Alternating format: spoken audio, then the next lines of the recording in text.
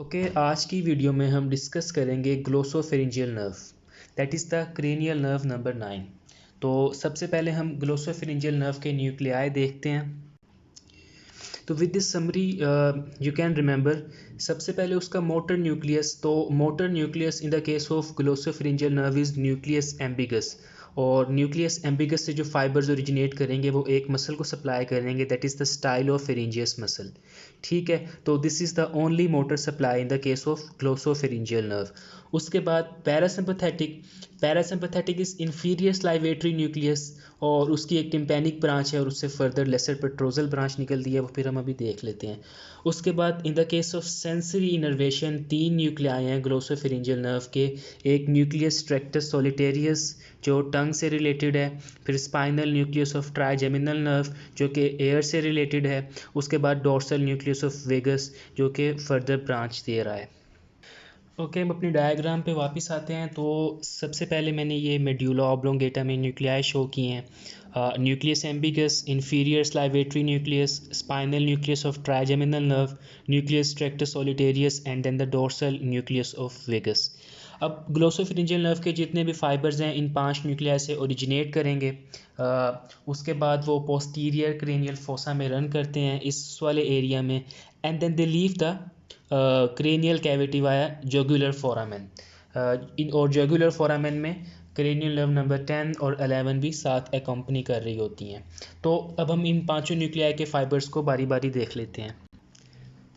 Okay, तो nucleus ambiguous से fibres originate करेंगे, जुगुलर फोरामेन के थ्रू लीव करेंगे, ओरल कैविटी में एंटर हो जाएंगे और ओरल कैविटी में एंटर होने के बाद सॉफ्ट पैलेट का एक मसल है दैट इज़ द स्टाइलोफेरिंजियस, तो उस एक मसल को सप्लाई करेंगे।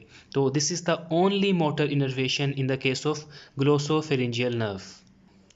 ओके, नेक्स्ट हम देखते हैं इंफीरियर स्लाइवेटरी न्यूक्लियस जो कि पैरासिम्पैथेटिक है। तो इंफीरियर स्लाइवेटरी न्यूक्लियस से fibres in same way originate करेंगे, जुगुलर फोरामेन से लीव करेंगे और जुगुलर फोरामेन से लीव करने के बाद तो ये है फाइबर्स इंफीरियर स्लाइवेटरी न्यूक्लियस के। ये जुगुलर फोरामेन से लीव करने के बाद इसे हम बोलते हैं tympanic branch. This is the tympanic branch of glossopharyngeal nerve. तो ये टिम्पैनिक ब्रांच टिम्पैनिक कैनालिकुलस के थ्रू मिडल एयर कैविटी में एंटर करेगी। तो मैंने ये मिडल एयर कैविटी शो करने की कोशिश की है। This is the promontory oval window, round window, and ये है facial canaliculus for facial nerve. तो टिम्पैनिक कैनालिकुलस के थ्रू टिम्पैनिक ब्रांच एंटर करेगी in the cavity of the middle ear और it will take part in the formation of tympanic plexus. तो इधर tympanic plexus बनेगा और उसके बाद टिम्पैनिक प्लेक्सिस से एक ब्रांच निकलती है जिसे हम कहते हैं, तो इस ब्रांच को हम कहते हैं lesser petrosal nerve. Lesser petrosal nerve tympanic plexus से ओरिजिनेट करती है। उसके बाद it will again enter the cranial cavity via its hiatus. इसे हम बोलते हैं hiatus for lesser petrosal nerve. तो हाइएटस से क्रेनियल कैविटी में एंटर करने के बाद it will again leave the cranial cavity through foramen ovale. Foramen ovale से क्रेनियल कैविटी लीव करेगी। उसके बाद it will relay in a ganglion, this ganglion is called otic ganglion.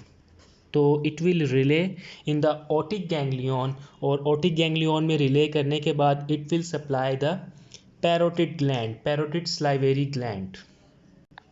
तो अभी तक हमने मोटर नर्व सप्लाई देख ली है और पैरासिम्पैथेटिक नर्व सप्लाई देख ली है।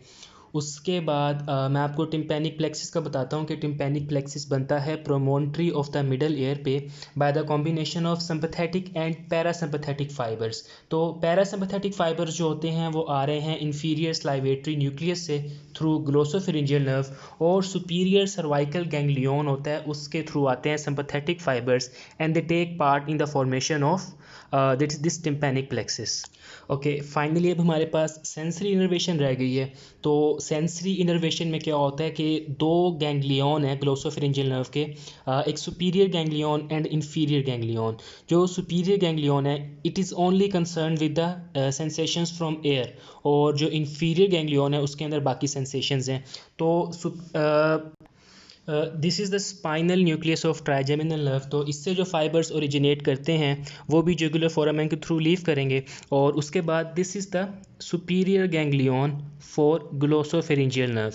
तो इस सुपीरियर गैंग्लियन में रिले करेंगे, और उसके बाद they supply the external layer, that is the pinna, and this is the acoustic meatus, external acoustic meatus.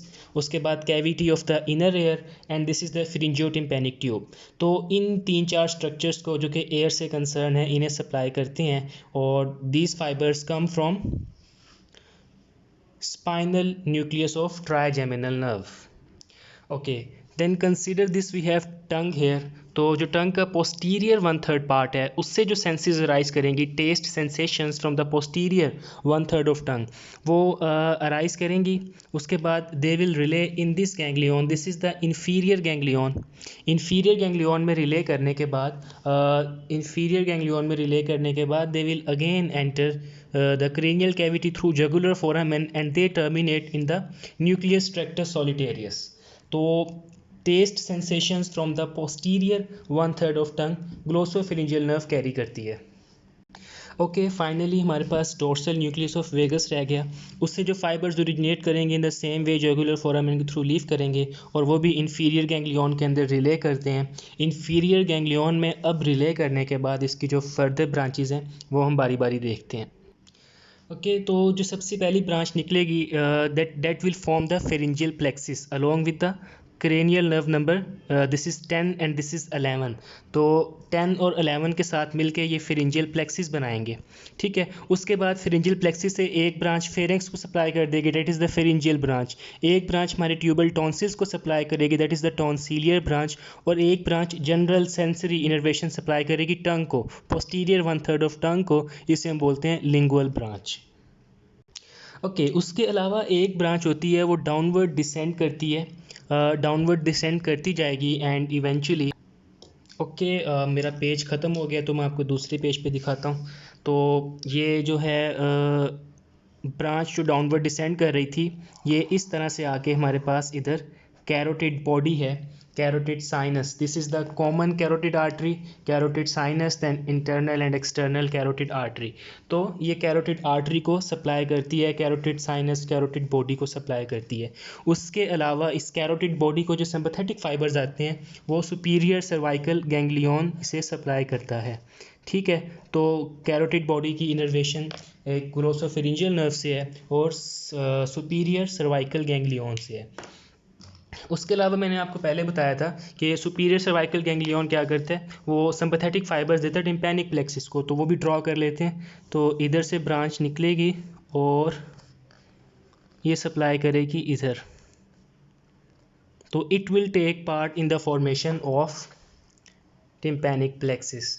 So this was all about the general overview of glossopharyngeal nerve.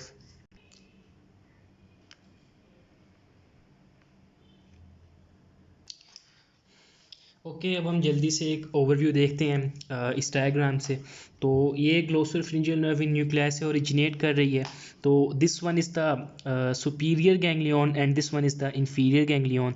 तो सबसे पहले this is the tympanic branch. ठीक है, tympanic branch air को supply कर रही है, tympanic plexus बना रही है। इधर टिम्पैनिक प्लेक्सिस बनाने के बाद एक ब्रांच निकलती है जिसे हम बोलते हैं लेसर पेट्रोजल नर्व।